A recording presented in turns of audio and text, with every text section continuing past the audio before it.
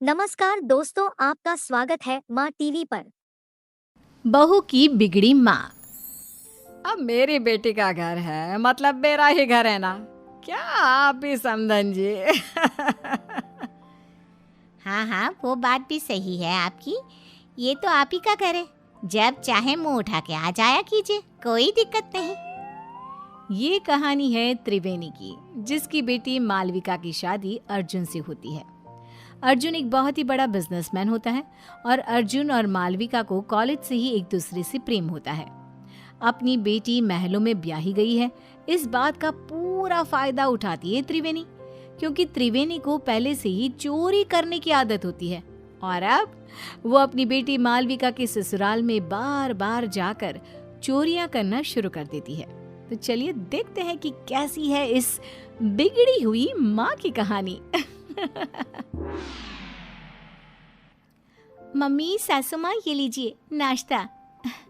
माँ, ये बिस्किट्स आप मत खाइए, ये शुगर फ्री बिस्किट्स सासू माँ के लिए हैं, इन्होंने खास विदेश से मंगवाए हैं। अरे रहने दो मालविका बहू, पूनम रायचंद का दिल बहुत बड़ा है। मैं गरीबों को इतना दान करती हूँ, तो क्या अपनी समधन को एक बिस्किट नहीं दे सकती? जस्ट किडिंग समधन जी। और हाँ मालविका बहू, आइंदा से तुम ये नौकरों वाले काम बिल्कुल मत करना। इन सब के हाथों में क्या मेहंदी रची है? मालकिन, वो पिछली बार सोने और चांदी के बर्तन हमसे टूट गए थे, इसलिए हमें बड़े साहब ने रसोई का काम करने से मना किया है। अरे चिल चिल, हम रायचंद हैं और इस महल में ऐसे हजारों सोने और चांदी की चीजें हैं। टूटती है तो टूटने दो, हमारे पास किसी भी चीज की कोई कमी नहीं है।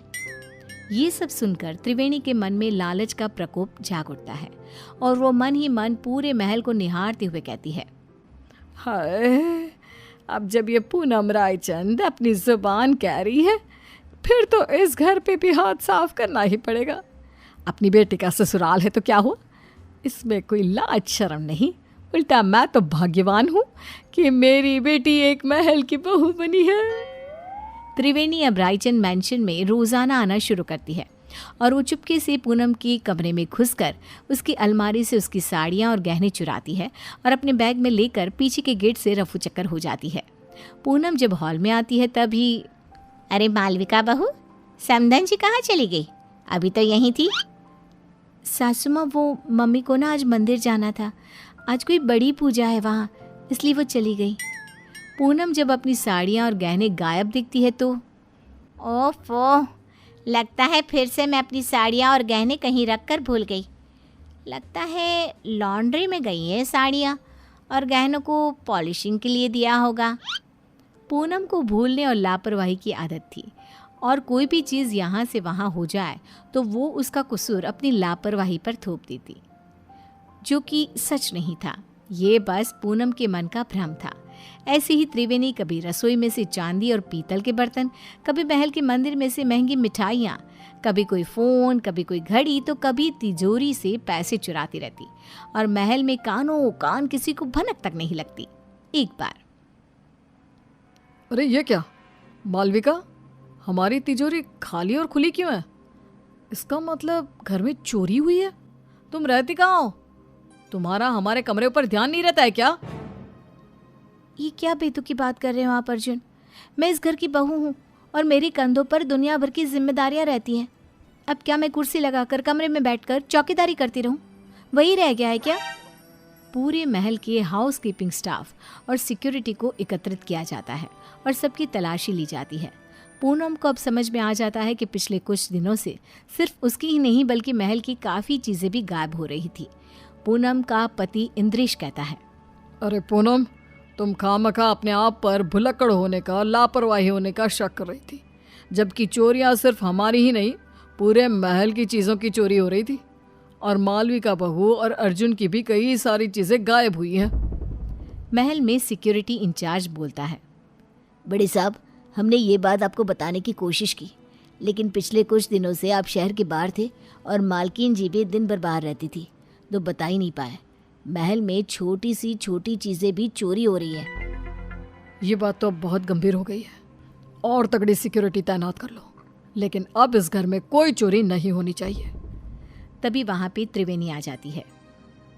क्या हुआ दामाद जी, और आप सब इतने चिंतित और परेशान से क्यों नजर आ रहे हो? कोई समस्या आन पड़ी है क्या? हाय हाय। अर्जुन त्रिवेणी को आए दिन होने वाली चोरियों के बारे में बताता है और त्रिवेणी थोड़ी सी घबरा भी जाती है। अरे बाप रे बाप, इतनी बड़ी बात! आम सी बात है, हमारे गली मोहल्लों में ना इतनी सारी चोरियां होती है, तो फिर ये तो एक राजमहल ठहरा। चिंता मत कीजिए आप सब, कड़ी सिक्योरिटी कर दीजिए।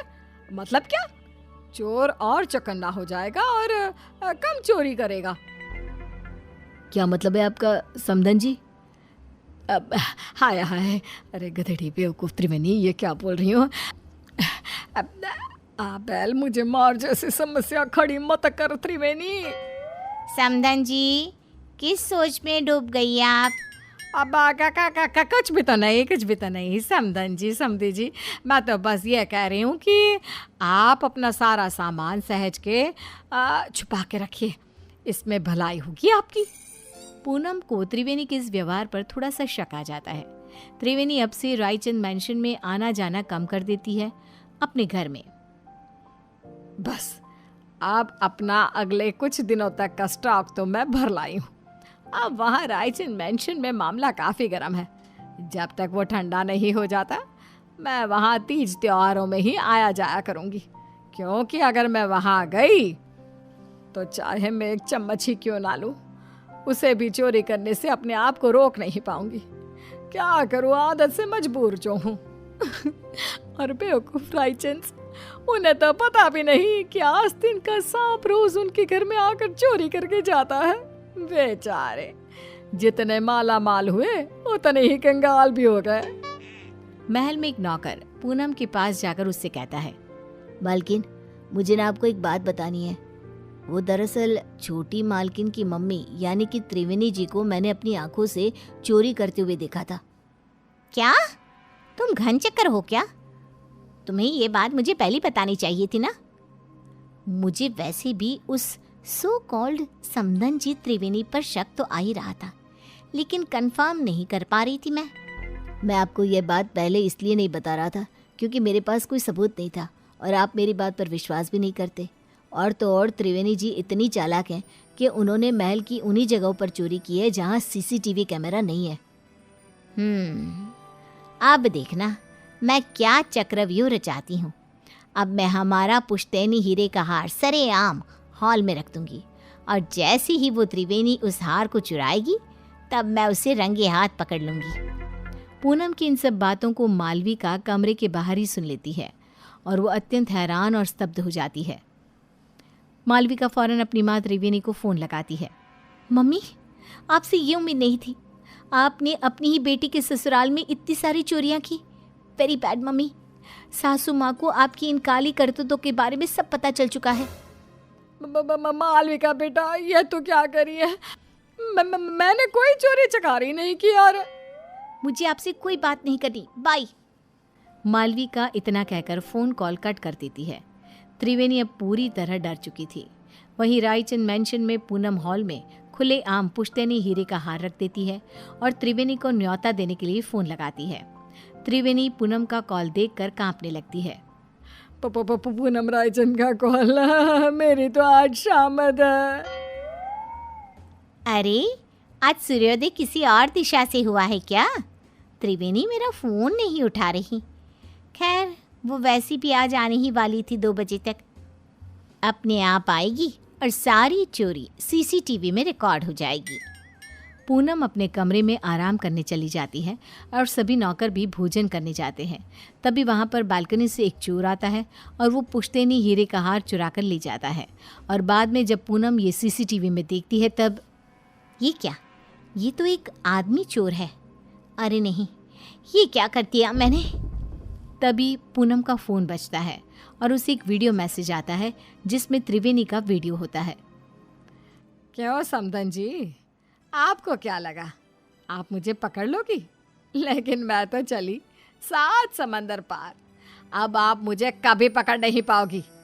मेरी मालविका का ख्याल रखना। और अपने सामान का भी। त्रिवेणी, तुम्हारी इतनी हिम्मत! पूनम गुस्से में फ़ोन पटक देती है और वहाँ त्रिवेणी एरोप्लेन में उड़कर सारा चुराया हुआ सामान लेकर रफू चक्कर हो